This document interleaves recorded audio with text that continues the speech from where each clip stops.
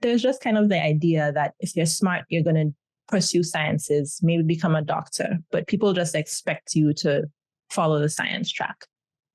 So there was a lot of not negative feedback, but like people were just like, oh, you're doing building tech, you're doing technical, like that didn't sound right for me. Yes, you heard that correctly. That was me, Arlene, speaking as a guest. But before I get into that, welcome to Pathways. This is the podcast where we talk with West Indians at home or in the diaspora who are making work for them. These are the folks who are charting their own path, figuring things out in a non-traditional field, or just in an uncommon way. If you're looking for some inspiration on where to take things in your own career, or you just like hearing about what others are doing and how they've gotten to where they are, stick around. You can be a fly on the wall of these conversations to hopefully take something away that you can use in your own life. And now back to this right here, which is a takeover episode. I am being put in the hot seat today, and you're being placed in the very capable hands of a familiar voice. My good friend and travel buddy, Sydney Robertson, is no stranger to Pathways. She's been around from the very beginning, was a 2-time guest in season 4, and now has graciously agreed to take the reins and grill me with the questions for a change. You'll be hearing from me a lot more than usual in this episode, so I'll stop talking right here and hand it over to Sydney. I hope you enjoy.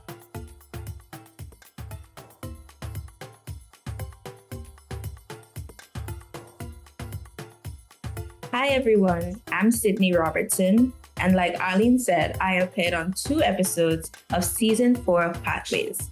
That was a long time ago, but I'm excited to be back hosting today and interviewing the interviewer.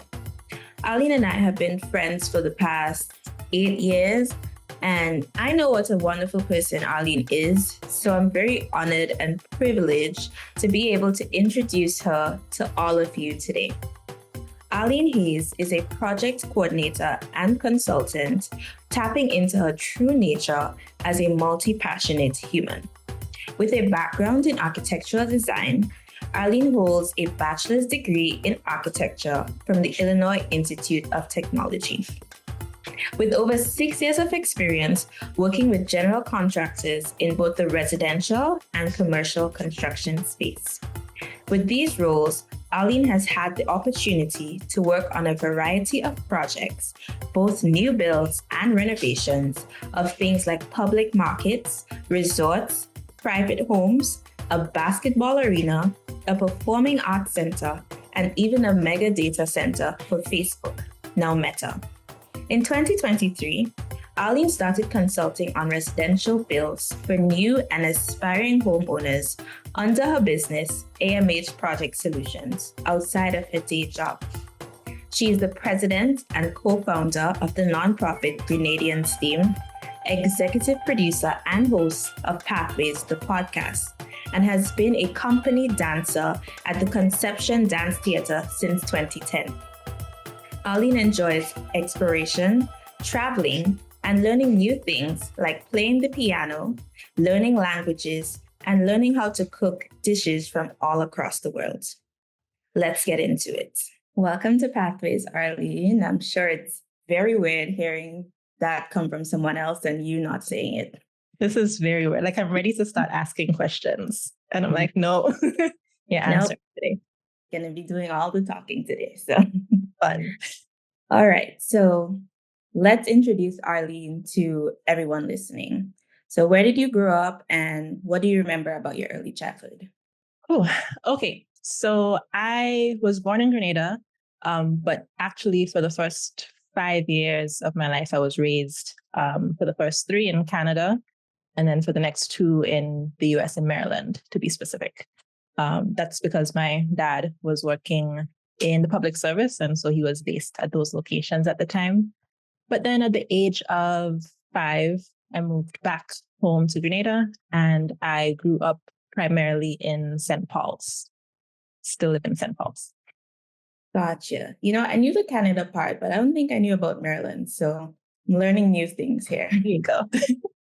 And then just growing up in St. Paul's as a child, like what did you want to be, and like how did your early childhood really influence that? I had no idea. I I had a lot of ideas, but no idea at the same time. So very young, I always loved reading. I loved writing. So I remember specifically like there was a time I would just like sit on the veranda and I started writing a story about the things that I was looking at. So, like the dog is crossing the road and the cars are driving with their headlights on at 12 p.m. Like weird random things. But I enjoyed like writing. So I had the thought of writer at some point in my life. I remember there was a point where I thought maybe I want to be a chef. There was another point where I thought of interior decorating. I had a phase where I would draw dresses and like design. So I thought maybe I'd be a fashion designer. Very, very random things. Childhood was pretty normal. I was a class A nerd. So again, with the reading and writing, like I was very into school. I actually hated sick days and like not being able to go to school. And I was the one who was like, before the term started and I got all my school books, I would read through all my school books before I even got into class. So yeah, very nerdy. Okay, like I'm hearing things that I know and new things too. Like I thought I was a nerd, but I feel like you beat me back. Next Honestly. level. Yeah, but I didn't know about the chef piece or the fashion design, that piece either, but it fits with the multifaceted person that you are. Yeah. Another day, another idea. hmm And like just having all these ideas in your head about what you could be, what you might be, like what ended up actually being your first job?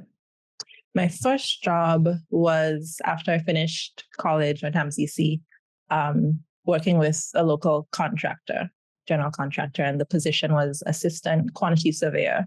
So, like in some markets, that might be an estimator, but here in the Caribbean, we call it quantity surveying. So, yeah, I was basically doing takeoffs for construction projects, reading plans, helping to like track materials and make sure that they were being used correctly and that we weren't going over budget, things like that. Okay. So nothing related to what you wanted to be growing up at all. No. Okay. I mean, at that point, I had gotten into the building fields, but yeah, in the early days, no, night and day difference. Okay. And we'll revisit how that happened in a little bit. But what do you do for work right now? Right now, I am a project coordinator, and I work on the side as a project manager / consultant in like residential construction and planning. Okay. So you went from writing stories, drawing designs, to now looking at floor plans and consulting with people who want to build homes. How did that happen? Like, what was your process? How did you get started? What was that journey like? Ooh, where do we begin? Like, do we have a couple hours? Yeah, a couple of days. Mhm. So in secondary school, I think it started when, you have to make the decision of what you want to be when you grow up. And so I got to Form 3. Again, I had no idea. I was good at school in general. So I always heard that, you could be anything, you could do anything, because I had the capacity to learn pretty Mhm. easily. That did not help me because when it comes to, like, okay, there are so many options, there are things I can do, but like, how do I really narrow down and focus on what makes sense to do or like what I'd actually be good at in a career? So I didn't have very much guidance in that way. I didn't feel pressured to do any one thing or the other, except, being told by teachers, like, you have to do sciences because you're smart. So why wouldn't you do all the sciences? Um, but eventually I sat down and I wrote all the things that I was actually interested in. So I liked technical drawing, which I had started doing that year, drawing plans and the idea that it can become a building. I liked dance and like the arts, culture in general. I liked traveling or the idea of traveling. Mhm. because I hadn't been very far in that time. But Uh-huh. it sounded cool, you know? Mm-hmm. And yeah, so it was like all these very random, weird things. And I was like, I don't know how any of this makes anything that makes sense. But eventually I kind of figured, I was like, okay, it seems like architecture would be a good umbrella for all these things. And so I kind of like set my mind on that. I had a limited knowledge at the time of what architecture really was, but that was the decision. And so from the time I made that decision in Form 3, everything was like, how do we become an architect? Fast forward, did CXC, got all my subjects, moved on to CAMCC. And at that point, it was another decision like, okay, what do I pursue in order to get me to that level that I want to be? And there were lots of different things that I was hearing from people, because again, I didn't really know what architecture was, but I figured, okay, building, you need to understand structure, things like that. So I kept hearing that math and physics are important. You should do math and physics. Also, I think a lot of the people who were in my circle at the time, like friends, family, and so on, maybe didn't even understand what architecture was. And so they heard engineering. So I kept getting like, oh, you want to be an architectural engineer? And I'm like, no, architect. But, I kept getting the feedback of engineer. So math and physics were kind of like a non-negotiable, but then I wanted to do building tech in CAMCC, which is on the technical side and not the science department. So that in itself was a struggle, just being able to do that, because it's not something that was allowed at the time. And eventually I got the chance to study in both the schools, so both science school and technical. And I came out of it with an associate's degree in building technology and CAPE subjects in Unit 1 and 2 of math and physics.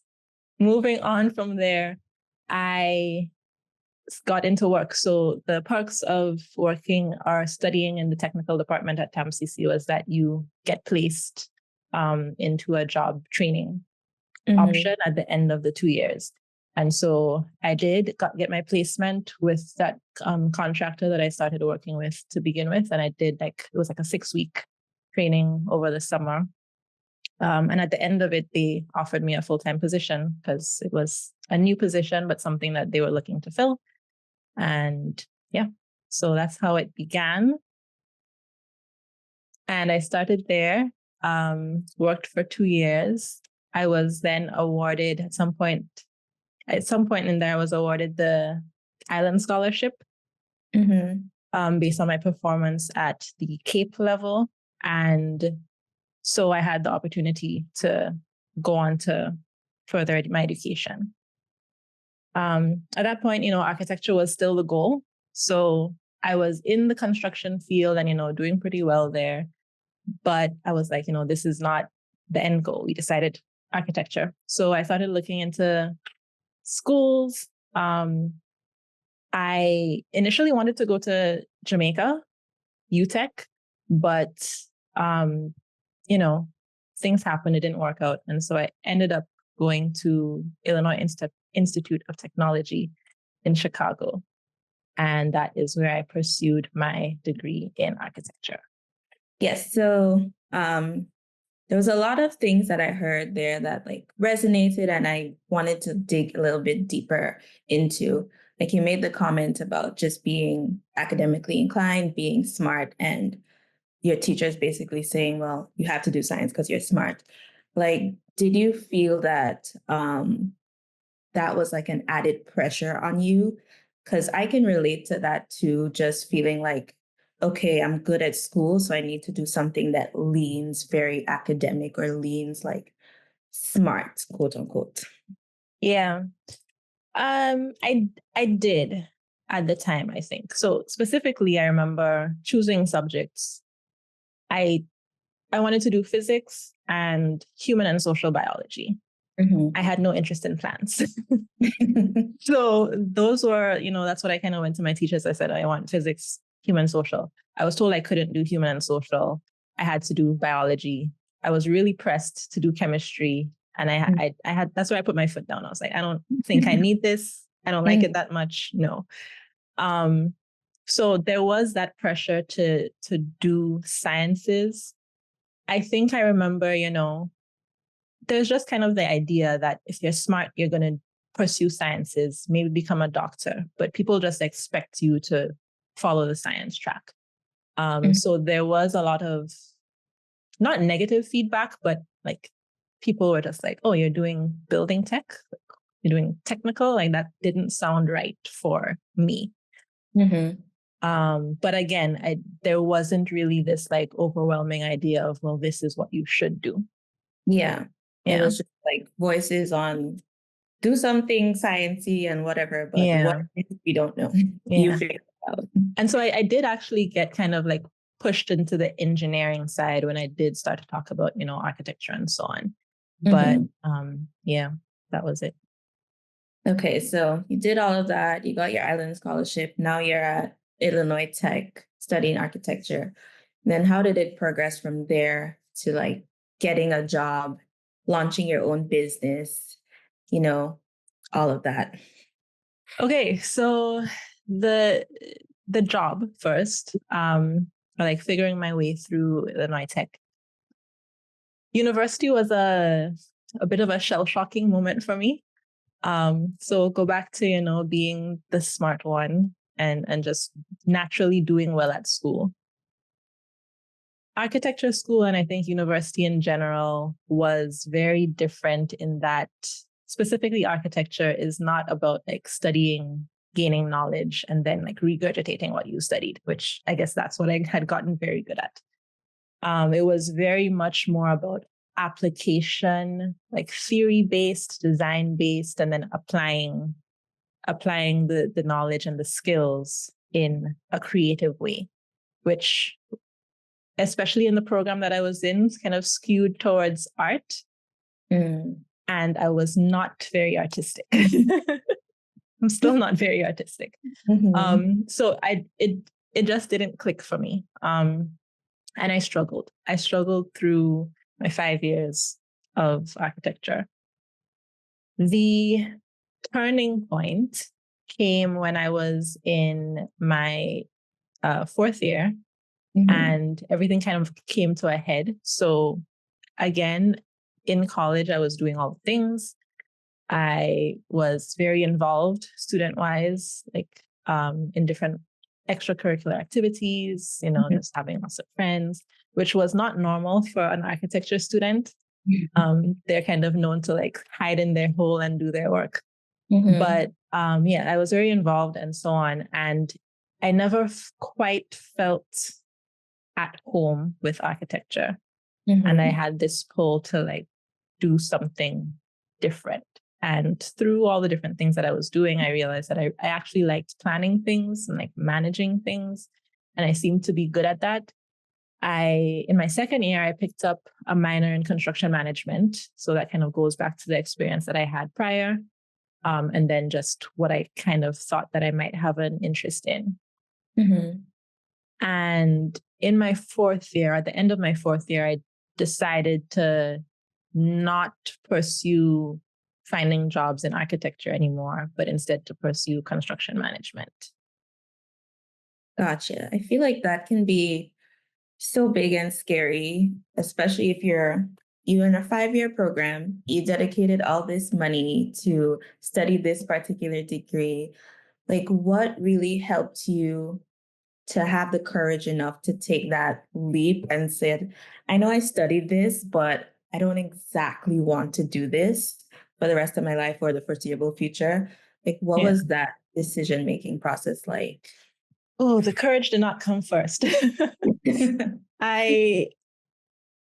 decision came because I had a near breakdown. I was forced into it almost. So in that fourth year, at the end of the fourth year, I had a moment where everything was coming to a head. Like my brain was very busy with thoughts of like all the things that I had going on. I had been for a few years been pursuing internships with different companies in the design space, which, required like having a portfolio and just presenting yourself as, a future designer and architect. And I never felt right. Like I didn't get any of those internships. I was feeling like a failure, to be very honest. And I was just like, this can't be it, you know? At some point in that fourth year, I had a panic attack. I remember I was like heading from one class to another, trying to work on a project, and it just came to a point where like I couldn't breathe. Like I felt like very overwhelmed. And that was the point where I was like, okay, like something's not working. Something has to change. And that was the first time that I reached out to like student services, and I tried to book an appointment with a therapist. I was like, I need to talk to somebody who maybe could help me. And unfortunately, at the time, I couldn't get anything. Like everything was booked up until the end of the school year. So I fought my way through the next few weeks. I think that was just around finals time. And then I started seeing a therapist over the summer break. And through that, that's like when I picked up on meditation and, like breathing, like deep breathing and stuff to just calm my mind and the overwhelm. And in conversations with my therapist at the time, it was like, why are you, like so hell-bent on pursuing this degree or this career that clearly you don't want, you know? And so that's where I guess the courage came from. It's like, okay, instead of focusing on the things that I perceive as my weaknesses, let me focus on the strengths, the things that I enjoy, the management, the planning. And that's when I made the decision. I was like, all right, forget the design, at least for now. And I started focusing on developing a career in construction management. Yeah, you brought up a really good point about just how much everything that is going on with us mentally can really affect us physically, that you had an actual panic attack just based on all of this overwhelm. But I'm glad you were able to realize that, okay, I need to do something different and really channel your energy somewhere else. And, lean into your strengths, like you said, because a lot of times we can really focus on, I'm just not good at this, I'm not good at that, but never really thinking about, well, what am I good at? You mentioned going to see a therapist and like that really helping you provide some clarity. What other resources have you used throughout like your career to really help you just navigate life and your profession? So I do a lot of reading. I also picked up podcasts a lot. So like in the early days, even during that time where I was like figuring out, the next step for my career and so on before graduation, I started listening to lots of podcasts. And it was often like the self-help type or kind of similar to this, just like, interview style, talking about people and their journeys and how they've got from point A to point B. So in that sense, I don't feel like I had mentors per se throughout life, but they say like you're the sum total of the 5 people that you spend the most time with or whatever. And I think that extends not just to like physically who you're around, but the content you consume and like the people that you listen to generally. So yeah, I guess I started absorbing a lot of information from different places like that in terms of podcasts, books, YouTube videos, things like that.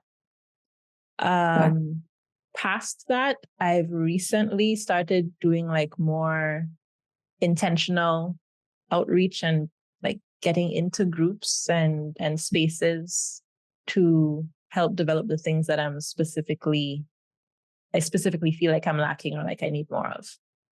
All right. That's really helpful. Just, getting into like really managing the content that you consume. Cause I feel like you said, it really does define you. Even if you don't realize it, what you put into your mind and in your body really affects who you end up being. So let's just take a step back, go back to college. You talked about your fourth year and all the pivotal moments that happened during that time.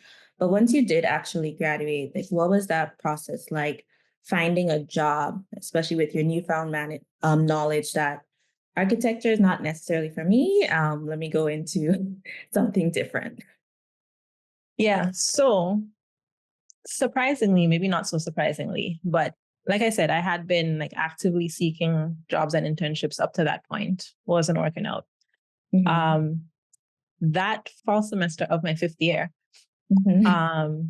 I was again, back in the game of seeking jobs, et cetera, going to job fairs.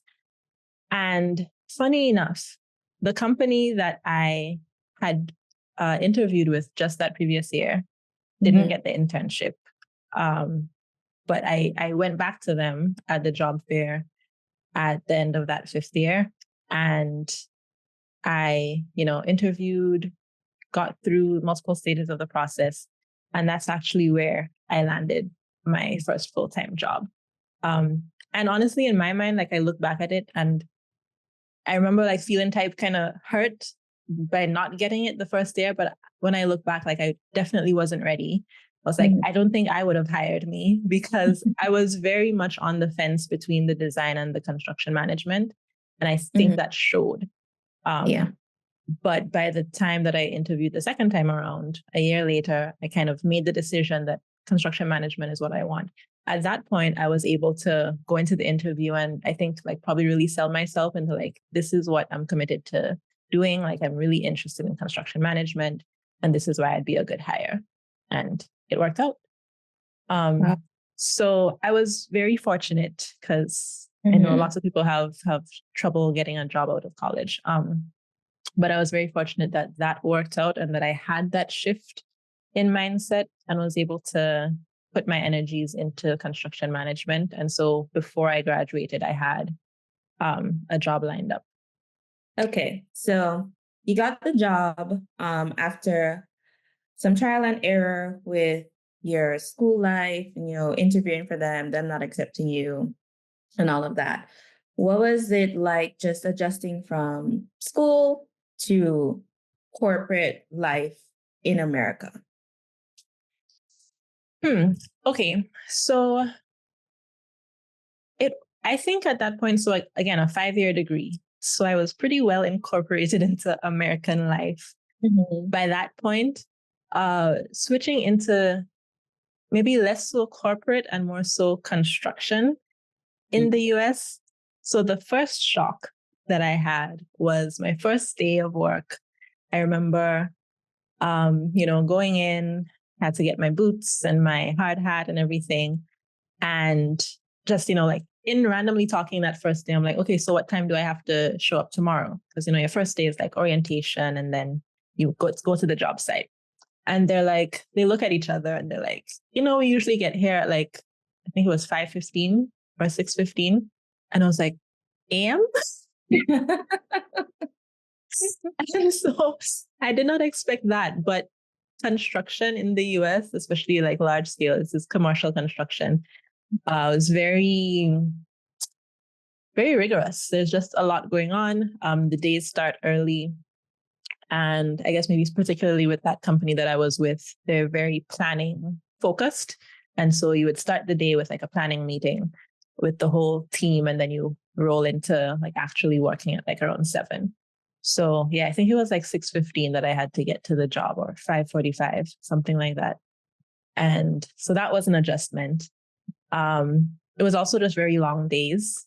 So I would often work from, 6 a.m. to 5, sometimes later. So there was that. Besides that, I wouldn't say there's really anything major because, again, I did kind of have the idea of how America works in terms of, very output focused. So you get to your job, you do what you need to do, and you kind of get through it. You learn the ropes along the way. Wow. Almost 12-hour days. That's a lot. Yeah. Quite an adjustment as well. Yeah. Honestly, it became very natural to me. So like switching away from that was probably the harder thing. I see. Okay. So besides getting used to your early mornings and all of that, what exactly did you like about this job, and were there any challenges that you faced at that company? I I actually really liked the job. I felt like, and this goes back to, making that decision to switch to construction management. I really felt like that's where I was supposed to be. I remember feeling in those first few years like, wow, I got my dream job out of college. Because it was very dynamic. Construction is very dynamic in general, but it was learning a lot. As for difficulties, it was a big learning curve for a lot of things. I was fortunate to already have the experience of working in construction here back home.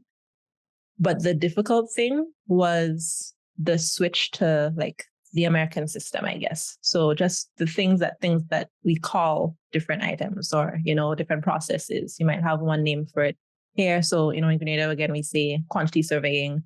In the US, it's estimating. What was the question? What did you like about the job and things that were challenging? Right. Okay. So yeah, with that, I really enjoyed the idea of that, like being able to do many things or work on many different projects. And so even though it was like commercial construction, and you would have to work on one project for maybe 10 months to a year, the ability to then switch and do something else at the end of that, it's like you're learning the same processes over and over because the processes are very similar, but the environment could be completely different, from the clients that you're working with to like the actual building that's being constructed to the design teams that you're working with, the consultants. You get to see very many perspectives in a short space of time. And then again, like even that being able to talk with different people on the same job. So like, yes, I work with this company and I do construction management, but I'm talking to, I'm calling engineers, I'm calling architects, I'm talking to consultants, I'm like going out in the field and talking to the guys who are laying blocks or, putting up drywall and being like, okay, why do you do this? And so I learned a lot in a short space of time. Also, particularly with the company I was with, I had very good, maybe at that point I can say mentors, very good people around me, even peers who were very willing to share information with me. We had really good training, I thought. So I had a good pathway. There was a trajectory. There was, I can see myself moving from point A to B to C with this company. And yeah, I can kind of track my career growth that way. So keep listening. We'll be right back after a short break. You might be wondering how we find the guests who make it on the show. A lot of it is through my own network and the network of the team and our friends and acquaintances. Sometimes I'll hear about someone in a non-traditional field and reach out to see if they'd be willing to join as a guest. Other times, I'll specifically go looking for someone in an industry that I don't think gets much spotlight, and I'll just cold email them. But my favorite way to find guests is when you, the listeners, make suggestions. You can do that by sending a direct message to any of our social media pages, or more formally, by going to our Cutly short link at cut.ly/pathwaysguest. That's CUTT.ly/pathwaysguest. Now, you can suggest yourself or someone who you think would be a great fit for the show. They don't have to be in one of the STEAM fields, but it's preferred if they're doing something that's a little less traditional or just not very talked about. A great litmus test to know if someone will be a fit is if you're a follower of Pathways and you would like to hear this person's story on the podcast. Our listeners know best. So send us a note at CUTT.ly/pathwaysguest. And you might just hear from the person you suggested on an upcoming episode. And we're right back to the conversation. Okay. And just talked about like moving, I wouldn't say like up the ladder, but that trajectory within your career. I see now that you're all back at home in Grenada and you're doing your own thing. Like, how did you transition specifically from working with a dynamic company like that, working on different projects to now having your own business back at home in Grenada? And like, what was that transition like just moving from the US back to Grenada? Yeah. So it was tough. The question people might be asking is, why did I move back to Grenada? Gotcha. And so those who may not be familiar with like the US immigration system, once you do a degree in like in STEM, you're allowed to work for up to 3 years. If it's non-STEM, you can work for 1 year before you have to actually have a working visa, a work visa. And to get a work visa, or the H-1B, it's like a literal lottery. You put your name in, your company puts your name in, and then you may or may not get selected out of the tens of thousands of people who do every year. So what happened with me is that I worked my 3 years. During that time, I was applied for multiple times. I did not get my work visa. So 2021, that's when I learned for the final time, I guess, that I did not get my visa on the third try. And so I had a decision to make. So basically, the company said, well, this is the situation.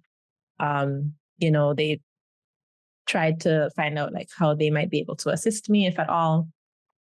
But at the end of the day, I had to make a choice. Many people, I know like lots of people who either would, like go home and then come back, or, go back to get a master's degree, because you have a much higher chance of getting it with a master's degree. But I sat and I thought about it, and I realized that I really didn't want to stay in the US long term. I think I always had at the back of my mind that it would be temporary. I thought, or I hoped it would have been longer than it would have been 8 years at that point. And again, I had like this great career path laid out for me at the company, but I decided, I do want to go back home. And this might just be the time, like maybe this is just a sign that this is the time that needs to happen. So made the decision to not, pursue any other route to staying in the States. And I moved back home for, multiple reasons. I had, like a young niece and nephew at the time, and I didn't want to be that aunt who was, only on a video call once a month or whatever the case may be. So I decided to move back. I had no plan. I literally remember I told my family, like, hey, I didn't get the visa. Please don't ask me what I'm going to do next, because I don't know. And I just figured that I would figure it out. I knew it would be tough because I had no clear idea of like what I even might want to get back into. I didn't think that I wanted to do construction management in the same way that I had been doing it if I moved back here. And so I honestly just had no plans. I made the move, moved my life back, and I just started living. Things started to come to me while I was here. So like my first 6 months back, again, I came back like in the middle of COVID shutdown. Like for the second or third time, the country was locked down. So moved back, had to quarantine. And then I moved back home, had no plan. Eventually, I started writing. I started writing articles for a friend connected me with someone who was in the software engineering space and looking to build a website, develop their company, and they needed writers for their blog. And so I started doing that because, again, I enjoyed writing. It wasn't something I had done for a long time, but I was like, I guess I could do this. Learned a lot. I spent my days researching the different topics. It was very software heavy. So in blockchain and software development and, all this random stuff I started learning about and writing about. And then I eventually got a lot more intertwined maybe with the development of that company. And so I took on different roles. I started, like being the editor for other writers. I started kind of just working on different things organizationally, developed a podcast with them, many different things. And then about a year in, I had someone reach out to me on LinkedIn who had a construction company in Grenada. And they were looking to, it was relatively small. They were looking to, develop it, and they wanted someone on board as a project manager. They found my profile and just, reached out to me. And so I thought about it again. I wasn't sure that was what I wanted to get back into. But at the time I was like, you know what? Let's just see what happens. So that's how I got back into the world of work in Grenada. Started working with this company, and I stayed there for just over a year, maybe about a year and a half. And then I transitioned to my current role. And about a year ago, I started my own business, which is AMH Project Solutions. And that's, the consultancy side of things and helping people to figure out how to go about building their own house. Wow. Definitely not a linear journey At all. Hey, remember little you wanted to be a writer? It actually happened. Yeah, for a brief period. But yeah, it did. I almost actually forgot that you did that for a while, just writing blockchain articles. Yeah. Very different from construction management, but very on brand for you, just dipping your toes in different things. So, yeah, so let's talk a bit more about your business. Congrats again, by the way, for starting that. Yeah. The business is 1 year old, thereabout right now. Where did that inspiration come from to build the business? Like, was it a need you were trying to fill, or like what motivated you to go down that path of entrepreneurship? Okay, so I think it goes back to, even that first moment when I came back home, because I had, again, like all this experience in construction and design, much bigger scale. Up to that point, I had always worked in commercial construction. So I hadn't really dealt with, houses or on the residential scale. So again, the company I was with, large company, one of the top in the US. And so they were very process heavy. They had lots of, just criteria in place for getting the work done. And so I came back with, like very process oriented. I was like, you have to do this and this and this, and that is not how things operate in Grenada, or they don't tend to.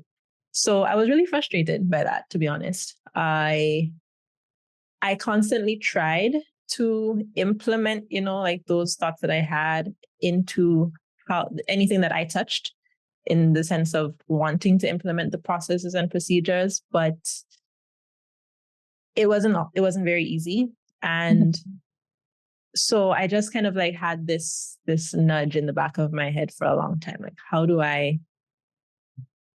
I use what I know in a way that can actually work in Grenada? I was like, can I do that? Like, does it make sense? Is that just, not useful anymore?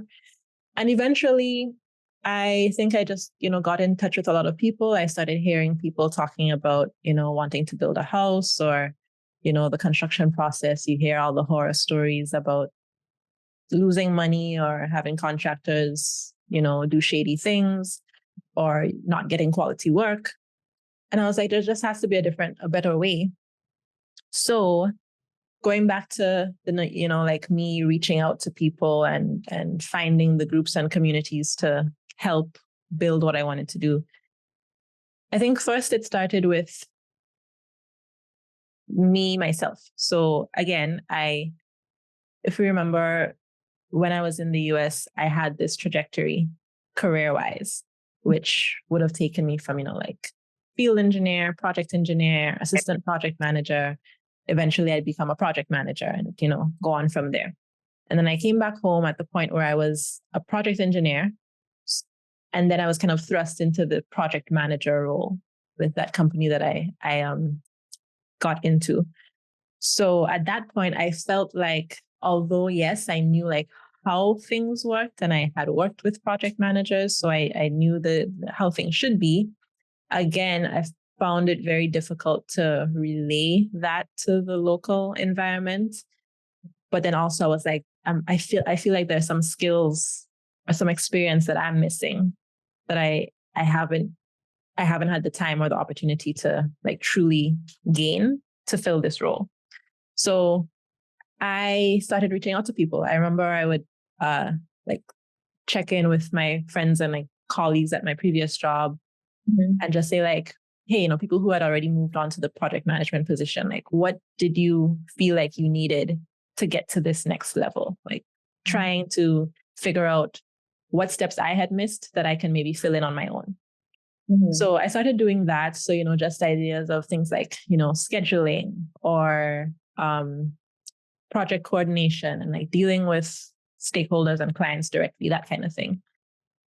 And I just started trying things on my own, taking different courses here and there to try and develop some of those skills. And then I also just realized that, especially with project management, it's about the experience. So just do the thing and you'll eventually learn how to do it. So that's where it began, that feeling like the information and the skills I had gained and learned were not translatable to the local market. And then eventually I, again, had this idea that there's something that could be done with this information, but I don't know how to execute it. So I kind of started thinking that I definitely want to do something on my own. Like I had a 8 to 4 job, but I want a business or something that, is mine. And so at that point, I started looking for a business coach because I kind of felt like up to that point, I was making lots of excuses. I was saying, oh, like it's just me. Like I don't have a business partner or someone to bounce ideas off of and help me grow this thing. Like I have no idea where to begin. Lots of excuses. And at some point I just decided, you know what, if we're going to do this, we're going to do it. And so I started looking for business coaches and people who, could help me grow it. And that's when I found my first business coach, who's actually based in Dominica. And that is where things really got kickstarted. So I joined, it was a 4-month program or a 3-month program where, we just talked about business things. And that's where I really solidified the ideas that were in my head. Because I guess I had that accountability of like, okay, these are the skills you have. Like, what's the market? What's the need? Who can you serve doing this? How can you package the skills that you have into services that you can offer? And yeah, that's where AMH Project Solutions was born in like around June. I think I launched in June or July 2023. So the business is both serving you as a developmental opportunity in your career and also just a niche to fill for Grenadians who just don't want to get bamboozled by people in construction. Pretty much. And you mentioned like a business coach that's based in Dominica. How did you even go about finding the coach? How did you have the idea? This is what I need to look for. Like how? It's the algorithm. I honestly, she just came to me. So at the time I was seeking a coach elsewhere and I had like, there are people that I follow, again, going back to the like podcasts that I listen to and the people that I follow online, the books that I read. So at that point I had been following lots of people in the business space, business development, mostly in the US. And I got to the point where I actually like booked a call with another US based person for this business coaching. And I think it was that same night or the next day after I got off that call and I kind of had some more clarity on like, okay, yeah, I definitely want to develop something. I was scrolling Instagram and I found Melinda Francois, who was my, that coach that I found in Dominica, popped up on my stories and it was like everything that I was looking for. And so it was really kind of creepy. Like Instagram really listens to you. But yeah, she popped up at that point. I like booked a call at the same time. And within like the next week or two, we started the program. Just like that. just like that. Honestly, the algorithm really helps sometimes, Yeah. like helps you find what you're looking for. And it's like, sometimes I say, I don't know if it's the algorithm or I don't know if it's the universe, but like I have noticed consistently that once I make a decision that I'm going to do something or that I want to do something, the opportunities just come. They just show up. Universe Whatever it is. waiting on you to make up your mind, right? Right. Okay, so we talked about like working, Arlene, a lot, like what you do because you're passionate or to make money. But what is Arlene like outside of work? Like you mentioned dancing with Conception Dance Theater since 2010. That's a long time. like what other passions do you pursue outside of work and how do those tie into like your career and your aspirations in life? So many. This is a big one of them, pathways. And just to be clear, I guess, like none of this ever made sense to me. It still doesn't make sense. I just do a lot of things. I've always done a lot of things for better or worse because that's what led me to the point of like the panic attack because I was just doing too much. But I just have many interests in many different things and I like to see things through. So I guess those two qualities encouraged me to get involved in lots of different activities. Very recently, I've had to pull back from doing that. But to answer your question, I started STEAM or Grenadian STEAM in 2016, almost 10 years, 8 years now, 2016. And that was, again, just out of a need that I saw, I guess. And it's usually a need, like my need. And then I figure someone else must also have this need. So it was, getting into school. I started university in 2013. I had a good friend, Renard, who's the co-founder of Gren STEAM. We were having a discussion about our university experiences. And we thought, like there's a lot of information that you only gain after you leave Grenada or you move on to higher education, which not everyone gets the opportunity to do. So why isn't there a way to share that information with, those before us? So that's where that came out. Gren STEAM is a nonprofit organization. And we just had lots of grand ideas, lots of, I guess we had like a mission. The how was a much bigger question, still is. And so, yeah, we just started kind of following that. So I guess that's a common thread where I tend to just follow my curiosity in a sense. Again, I've been dancing with Conception for a very long time because that's just something I enjoy doing. I had a long break from dance when I was traveling or when I was in the US. But like being active and doing things like, dancing, yoga, that has always been a big part of me. I don't feel like myself when I'm not doing it. So I've continued that. Pathways, the podcast that came out of Gren STEAM and just a random idea I had one day. You might remember, I think you were like one of the first people I talked to when I had the idea back in 2020 to, just do a podcast. Share information. And it's like I said, it's always out of a need or like something that I see that has been helpful to me. And I'm like, I feel like this can be helpful to other people, but maybe they just don't have access to it. So that was, again, I listened to lots of podcasts, things like the Tim Ferriss show, where he would have people on who were doing, amazing things in very random parts of life, like different careers. But he would find the common themes in what what got them to where they are. And it would really humanize them because it might be like a CEO of a huge company that you kind of see as, this big person. But really when you talk to them, they're just a human being trying to figure out life.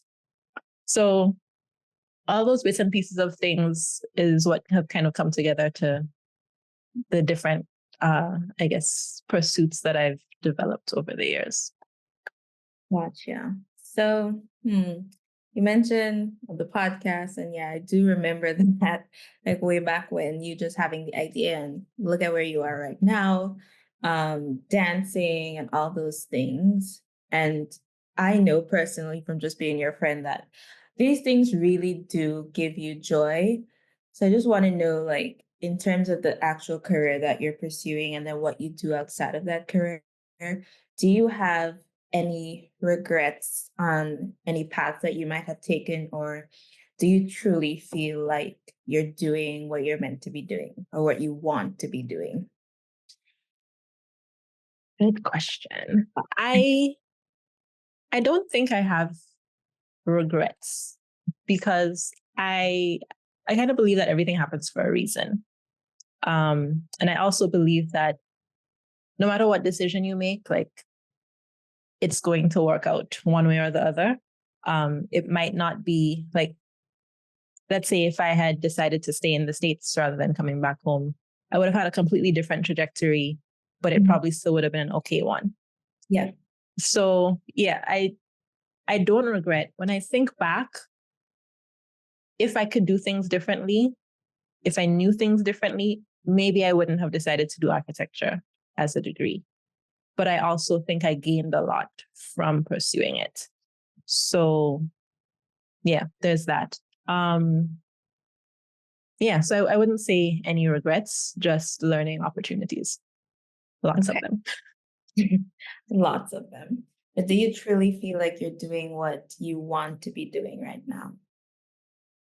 At this point in time, I do. I feel like, and I think it's going to, I know, I guess that it's going to develop even more from here, but I do think I'm on the path to doing what I want to do, which is just having new opportunities, like giving back, I guess, in the ways that I can based on the knowledge and information that I have and experiences, but also developing myself along the way to then be ready for that next opportunity, whatever it is. Okay. So you're on the path. You're probably not there yet, but you're definitely where you want to be Yeah. working to. Honestly, I don't know where there is. I don't know. I don't know what the final form will be, but yeah, I think and this is maybe a change for me personally, being very type A, where I need to have a plan and I need to know what's next. And I think in the past few years, I've really released that to just see where things go. So it's like do my best in the moment with what I have, but be open to anything that might come next. You need to give me your secrets because I need to know what's happening. Okay, so we don't know where there is, but like in terms of your life and just your day to day, what do you see or envision for yourself in the next, excuse me, 5 years or so? Doesn't have to be like a goal, but like maybe I want to wake up feeling this way, or this is the impact I want to have. Like, do you have any thoughts on that picture? I have a few thoughts. I know personally that I want a life of a bit more freedom than I currently have. I do have a full-time job on the side, full-time job on the side of the things that I do. And so I want to get to a point where I have a little bit more flexibility, and whether that's with a job or, just doing my own thing, running my own businesses. I don't know what that's going to look like, but I definitely have a desire to travel more than I do. So I want to be able to spend a lot more time in different places, different cultures, things like that. Career-wise, I think I just want to continue on the path that I'm on now. So the consultancy is great. There's definitely a need there. So I see myself being able to offer those services for an extended period of time. I also just gain a lot from the things that I do. So from every job that I've had, I've learned things that have helped me in the next stage, whether I recognize that it would or not. So yeah, I can't really say where it's going to lead, but I know that it's all gonna at some point maybe make some sense and come together. In terms of like impact, I really see honestly this podcast, Pathways, or at least some form of it, some future form of it developing. Something that I've become more passionate about recently or more curious about is connecting people, specifically like Caribbean people across the diaspora, in new ways. So I think that potentially like a future for me might involve some type of group work. I don't know. I think I definitely see this growing into something that's maybe a bit more meaningful, a bit more far reaching, as a way to bring people of the Caribbean diaspora together to kind of, connect, develop, develop ideas, to give back to our communities. Because I think there are a lot of people out there, and through talking with different people on this platform, I've noticed that there are a lot of people out there who might not even be living in the Caribbean or in Grenada, but they want to give back. They want to know what's going on. And they also want to be able to share what they have with like people on the ground here locally. Gotcha. So, like, yeah. Kind of platform to connect people, maybe like different, what's the word? Factors in each Caribbean country type of thing. Maybe not. Maybe, possibly. We'll see. Yeah. You are good at connecting people. Just from my presence on this podcast, like people have reached out to me. So I'm like, it works. Yeah. You're like putting people on the map and like connecting people, helping them find the resources that they need. So it's working. And I actually love to hear that whenever someone says like, oh, they found somebody through the podcast, or they reached out to this person, or they learned about something that they didn't know before. I'm like, yes, I think that's the point. Okay, so we just looked forward 5 years, but looking back maybe on the last, 6 months to a year, is there anything that you did to just help you in your career, just propel yourself in your personal journey? Yes, actually a couple of things, I guess. So 6 months to a year, I changed jobs in the last year, actually almost a year exactly. And I think that was a good personal and career move, just to, better opportunities and to a place where I felt like I was able to make more of an impact. So yeah, just like not going from someone who felt like I had to commit to everything and see it through, even though it wasn't serving me necessarily.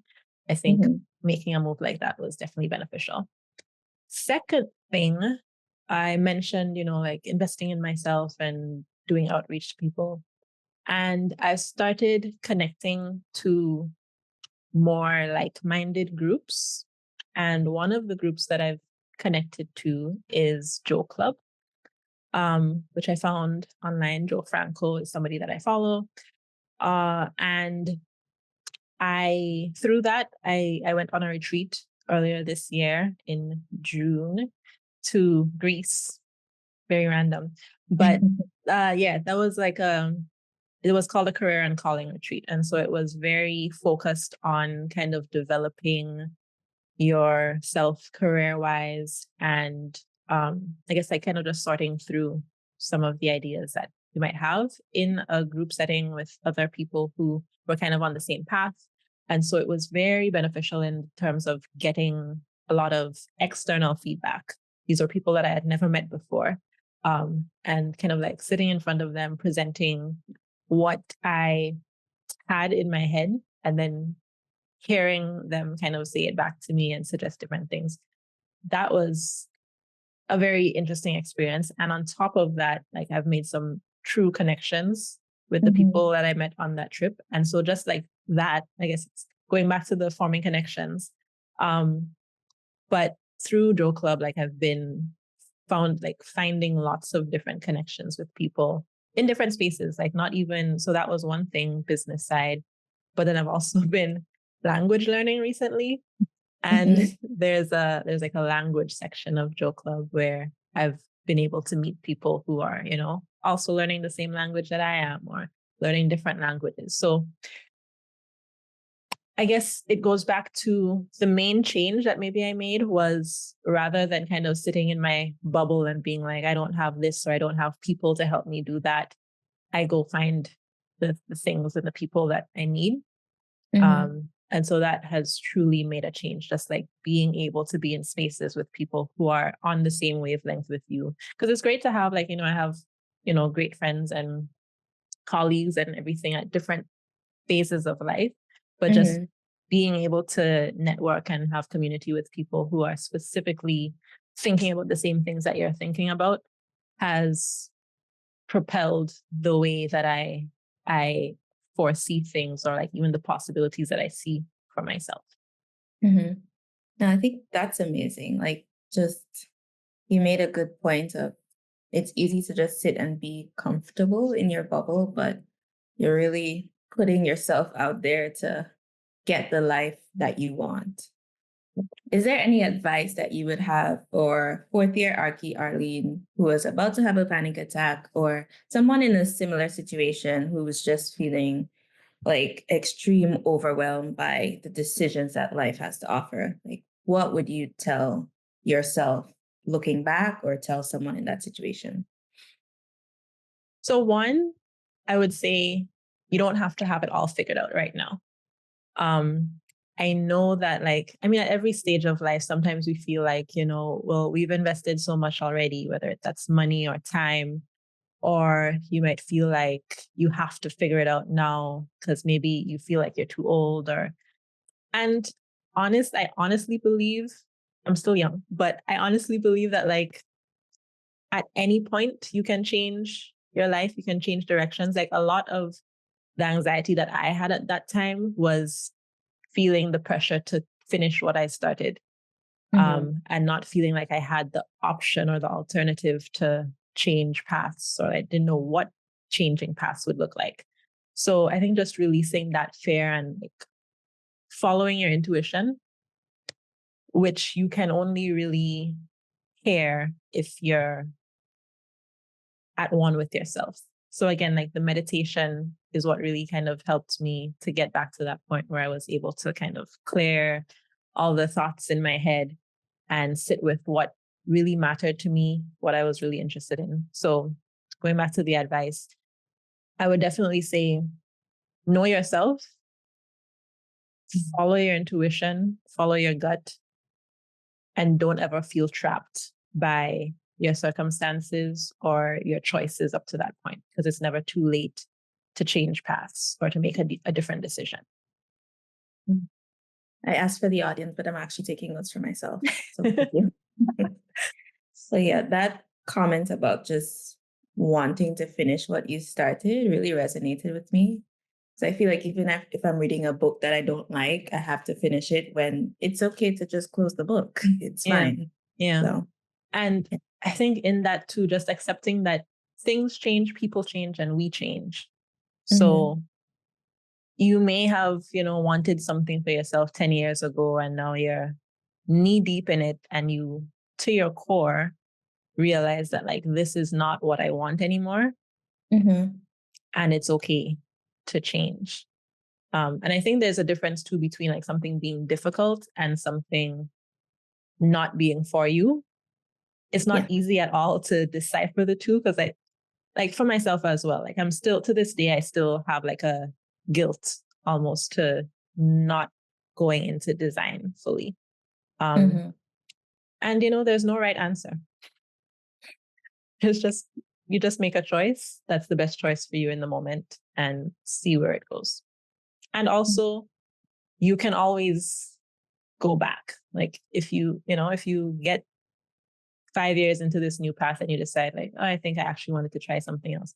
It's very rare that you're not able to somehow find a way back into that stream, even though it's not doing the exact thing that maybe you started off doing, but you'll find your way back.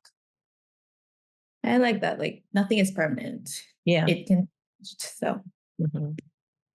Okay, and for any students or any listeners out there who might want to get in contact with you, follow up, how can they reach out to you? They can reach out to me on LinkedIn. I know not everyone would have LinkedIn, but on LinkedIn, my name is just Arlene Hayes. You can send me a message there. Or probably the other best place would be through Instagram, amh.projectsolutions. It's my consultancy page. Or they can send me an email at arlene.mah@hotmail.com.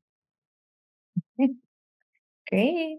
Well, thank you so much, Arlene, for all your wonderful insights and advice. Like, I know that I have had the pleasure of knowing you for a long time, and I'm constantly in awe of just the person that you are and the person you're becoming. So I'm glad that today we got to share a little bit of you with the world. Thank you so much. And thank you for being the host on this. This was interesting. It wasn't as bad as I thought, but you did a great job. This was fun. Yeah, just what was it, 2 years ago? You were interviewing me. So it just feels like a full circle moment. Yeah. So it's been good. And to the listeners, thank you for joining today's episode of Pathways. See you next time. Thanks so much for listening. Don't forget to leave a comment wherever you found us today and let us know what you think about this episode. If you liked this one, I think you might like this next one even more. Go check it out and let me know.